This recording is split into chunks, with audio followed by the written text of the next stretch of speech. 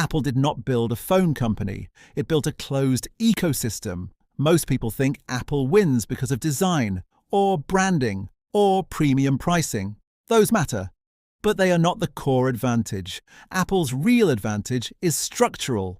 Apple built a system where every product increases the value of every other product. That is ecosystem lock-in. And once you understand it, you realize something uncomfortable. Apple doesn't need to be first. It doesn't need to be cheapest. It doesn't even need to be the most innovative. It only needs to keep the system intact. That is enough. At first glance, Apple sells devices: iPhone, Mac, iPad, Apple Watch, AirPods, Apple TV. But the hardware is only the surface layer. Underneath is the operating system: iOS, macOS, Watch OS, iPad OS. All controlled internally, all optimized together. Apple designs the hardware. It designs the software. It designs the chips.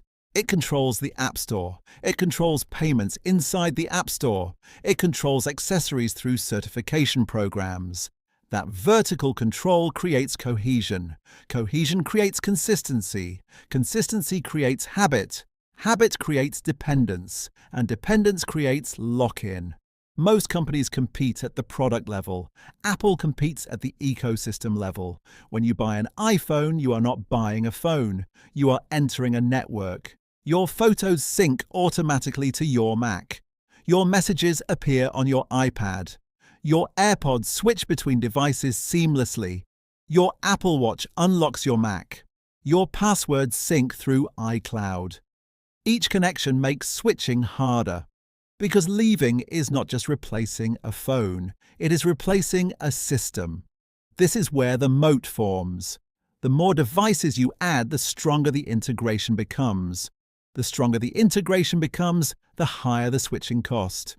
Switching costs are not emotional, they are structural. You can switch brands emotionally, you cannot switch ecosystems without friction. Friction is Apple's silent advantage. Consider messaging. iMessage works best inside Apple's system. High-resolution media, encryption, read receipts, seamless group chats.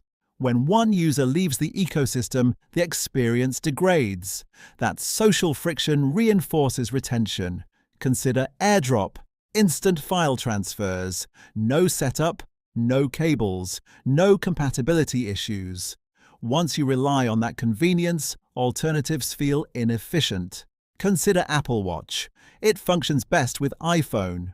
If you switch phones, you lose device integration. So the watch reinforces the phone reinforces the watch, the Mac reinforces both. This is cross-product gravity. Gravity keeps objects from drifting away. Ecosystem gravity keeps customers from leaving. Now look at services: Apple Music, Apple TV Plus, Apple Arcade, iCloud Storage, Apple Fitness Plus. Each subscription increases attachment. Recurring revenue increases stability. But more importantly, services increase stickiness. Your photos stored in iCloud are not just data. They are memories embedded in a platform. Your app purchases are not just transactions. They are investments in compatibility. Your subscription history is not just spending. It is behavioral reinforcement. Every subscription deepens integration. Integration reduces churn. Churn reduction increases lifetime value. Lifetime value supports premium pricing. Premium pricing funds research and development. Research and development improves hardware and software. Improved products reinforce the ecosystem. This is a self-reinforcing loop. Notice something critical. Apple rarely competes on price because it does not need to. When switching costs are high, price sensitivity drops. When price sensitivity drops, margin expands. Apple maintains some of the highest hardware margins in the industry. Competitors may offer similar specifications at lower prices. But specifications are not the system. The system is the value. Now examine control. Apple controls the App Store distribution channel. Developers build for iOS because users spend more per device. Users spend more per device because Apple users skew toward higher income brackets. Higher income users attract developers. More developers increase app availability. More apps increase device value. Device value increases ecosystem strength. This is platform leverage. Platform leverage compounds over time. Competitors can copy features. They cannot easily replicate the installed base. The installed base is not just customers. It is habits. It is stored data. It is interconnected devices. It is payment information. It is social circles embedded inside a network. To leave Apple is to untangle multiple layers of convenience. Most consumers will not. That is retention through integration. Now consider hardware cycles. Smartphone markets mature. Innovation slows. Upgrade cycles lengthen. But Apple's ecosystem offsets stagnation. Even if users delay upgrading, they remain inside the system. They continue paying for services. They continue buying accessories. They remain inside the App Store. Revenue shifts from one-time hardware purchases to recurring services. That transition increases predictability. Predictable revenue reduces risk. Reduced risk supports valuation. Valuation supports capital flexibility. Capital flexibility funds long-term strategy. Apple's ecosystem is not aggressive. It is patient. It is measured. It avoids fragmentation. It resists opening too much control. Critics call it restrictive. Investors call it durable. Durability is the objective. Open systems scale quickly. Closed systems capture value efficiently. Apple chose capture over openness. That decision shaped everything. Now look at chip design. Apple builds its own silicon. The M-series chips power Macs and iPads.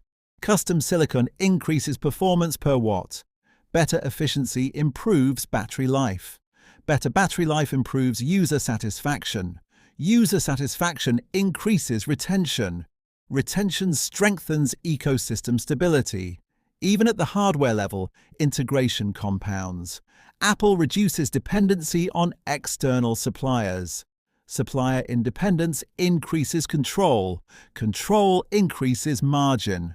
Margin increases reinvestment capacity. Reinvestment improves the system. The system reinforces itself. Most companies optimize for growth. Apple optimizes for coherence. Coherence creates predictability. Predictability creates trust. Trust creates loyalty. Loyalty creates recurring revenue. Recurring revenue stabilizes the business. Stability reduces vulnerability during downturns. During economic contraction, premium products often struggle. But ecosystems soften the impact. Users may delay buying a new device. They rarely abandon their digital infrastructure. Infrastructure is not optional. It becomes embedded. This is not accidental. It is engineered. Apple does not chase every trend. It enters selectively. When it enters, it integrates deeply. It does not release products that operate independently. Everything connects.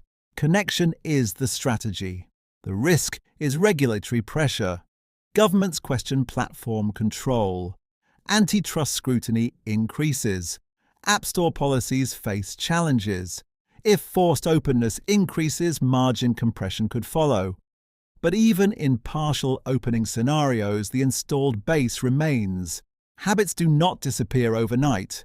Ecosystems decay slowly. And Apple built its system over decades.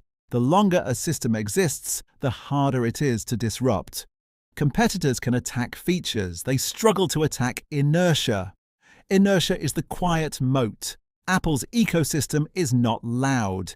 It does not require constant disruption. It requires maintenance. Maintenance preserves coherence. Coherence preserves retention. Retention preserves revenue. Revenue preserves strategic optionality. Optionality preserves dominance.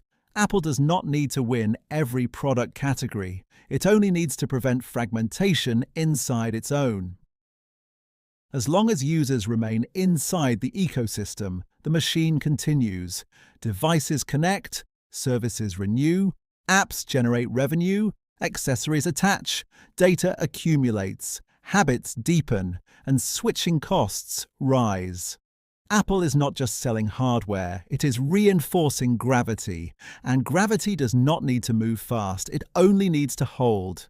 That is ecosystem lock-in, and that is why Apple remains structurally dominant.